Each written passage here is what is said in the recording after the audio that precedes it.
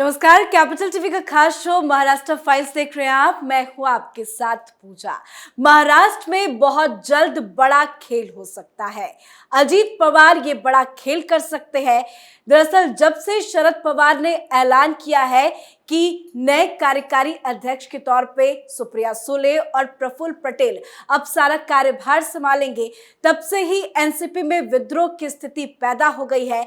अजीत पवार को शरद पवार ने जिस तरह से नजरअंदाज किया, उससे अजीत पवार काफी ज्यादा नाराज है। मीडिया के सामने आकर कुछ तो बोल नहीं रहे हैं, लेकिन अंदर ही अंदर मीटिंग चल रही है, बैठकों का दौर जारी है और बड़ी खबर ये सामने आ रही है कि अजीत पवार कुछ सांसदों और विधायकों के साथ पार्टी से अलग रास्ता अपना सकते हैं।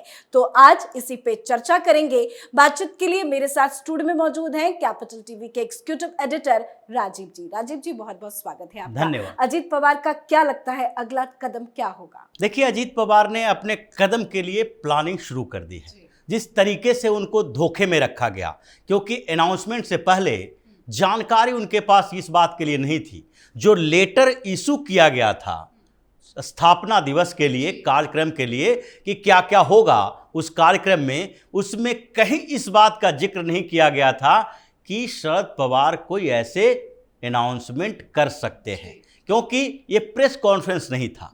ये तो एक स्थापना दिवस का कार्यक्रम था, जिसके लिए जो मीडिया कोऑर्डिनेटर है उसने भी जो लेटर जारी किया था मीडिया को, उसमें साफ तौर पर लिखा हुआ था कि स्थापना दिवस के मौके पर कार्यक्रम किया जाएगा, उसमें उसके बाद ब्रेकफास्ट होंगे, कुछ खाने पीने की व्यवस्था है और फिर कुछ और दूसरे प्रोग्राम किए जाएंगे।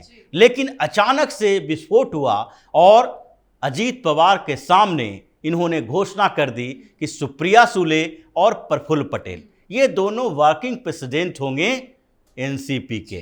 यानी कि अजीत पवार तो पहले से ही इस बात से नाराज थे कि शरद पवार अपना उत्तराधिकारी अपनी बेटी को ही बनाने की कोशिश में लगे हुए हैं। और यही वजह थी कि पिछले दिनों जब अजीत पवार ने बैठकें शुरू की, जब उन्होंने अपने विधायकों के साथ मिलना जुलना शुरू किया और पूरे महाराष्ट्र के दौरे पर निकले, तो शरद पवार परेशान हो गए थे। उन्होंने क्या किया, उस समय उन्होंने एक विक्टिम कार्ड खेला, इमोशनल कार्ड खेला और उन्होंने इस्तीफे की घोषणा कर दी।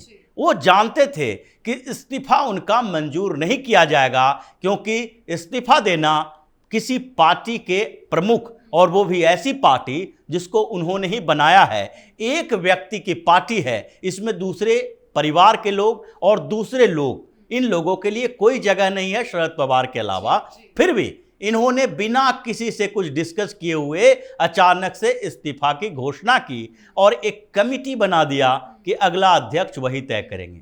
अब शरद पवार ये बात का जवाब कैसे देंगे किसी को कि आपने जो अध्यक्ष पद की बात की थी, तो उस समय तो आपने कहा था कि ये कमिटी फैसला करेगा, तो वर्किंग प्रेसिडेंट कार्यकारी अध्यक्ष बनाने के लिए क्या आपने कमेटी की बैठक बुलाई? कहीं मीडिया में ये पता चला, किसी को जानकारी मिली कि अब शरद पवार कोई बड़ा घोषणा कर सकते हैं, अनाउंसमेंट कर सकते हैं कि यहां पर नए नेतृत्व को कुछ संभालने के लिए देने की कवायद चल रही है। लेकिन इन्होंने कुछ नहीं किया, चुपके से आपस में बैठक की और अजीत पवार के खेमे से एक व्यक्ति को अपने तरफ तोड़ा।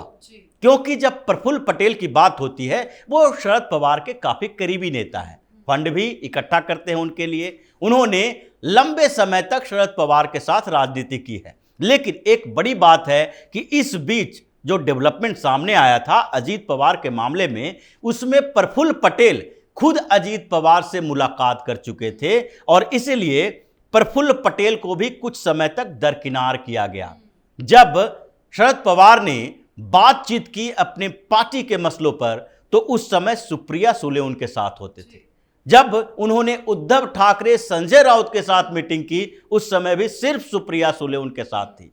और इसीलिए उनको इस बीच लगने लगा कि अब सुप्रिया सुले के अलावा किसी और पर भरोसा नहीं किया जा सकता, ये लोग कभी भी पाला बदल सकते हैं। और फिर एक समय मिल गया इस्तीफा देने के बाद शरद पवार के पास, उन्होंने इस समय का अपने तरीके से सदुपयोग किया, जो अब दुरुपयोग में तब्दील होने वाला है। उन्होंने सदुपयोग किया इसका कि अजीत पवार के खेमे के कुछ नेताओं को अपने साथ मिलाने की कोशिश की। उसमें से प्रफुल्ल पटेल भी एक थे, जिनको कहा गया कि आपको बड़ी जिम्मेदारी दी जाएगी और आप जो सुप्रिया सुले के नेतृत्व में एनसीपी चलेगी उसमें आप नंबर 2 नेता होंगे। इसीलिए इन्होंने पूरा मैनेज किया और अजीत पवार को इसकी जानकारी पूरी तरीके से सवाल नहीं ये है कि शरद पवार को अजीत पवार से दिक्कत क्या है? अगर वो दो कार्यकारी अध्यक्ष बना सकते हैं तो तीसरा भी तो बना सकते थे। देखिए, कार्यकारी अध्यक्ष की बात नहीं है। अगर तीसरा भी बनाएंगे और अजीत पवार को भी बना देते तो फिर उनको ये संदेश देने के आधार नहीं बनते कि अब उन्होंने लगभग उत्तराधिकारी की घोषणा कर दी है। अगर एक ही परिवार के दोनों जिसके बीच संघर्ष चल रहा है, यानी सुप्रिया सुले और अजीत पवार दोनों ही वर्किंग प्रेसिडेंट होते तो कार्यकर्ताओं में और नेताओं में शरद पवार की तरफ से यह संदेश नहीं होता कि अब मेरे उत्तराधिकारी सुप्रिया सुले होगी या कि अजीत पवार होंगे। इस पूरे के पूरे कंफ्यूजन को दूर करने के लिए, क्योंकि डायरेक्ट वो अध्यक्ष नहीं बना सकते, तो इसलिए प्रफुल्ल पटेल और सुप्रिया सुले को कार्यकारी अध्यक्ष बना दिया गया।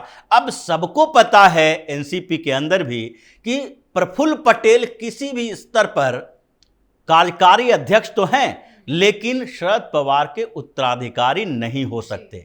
अब सुप्रिया सुले ही उनके उत्तराधिकारी हैं। जो बांटा गया प्रदेश, उसमें भी सुप्रिया सुले को जो कोऑर्डिनेशन की जिम्मेदारी दी गई वो महाराष्ट्र की थी। अब एनसीपी महाराष्ट्र में है तो दूसरे स्टेट में अगर कितने भी नेता बना दिए जाएं, किसी को जिम्मेदारी दे दी जाए, उसका कोई मायने नहीं होता है। सर, कुछ दिनों पहले महाराष्ट्र के अलग अलग जगहों पर भावी सीएम का पोस्टर लगा था अजीत पवार के नाम से, लेकिन अब तो उन्हें कोई पद भी नहीं मिला। क्या आने वाले वक्त में अजीत पवार कुछ बड़ा विद्रोह कर सकते हैं? ये विद्रोह की तैयारी शुरू हो गई थी 3 महीना पहले से ही, लेकिन अब जो शरद पवार ने किया है उसके बाद 2 दिनों के अंदर कई डेवलपमेंट हुए।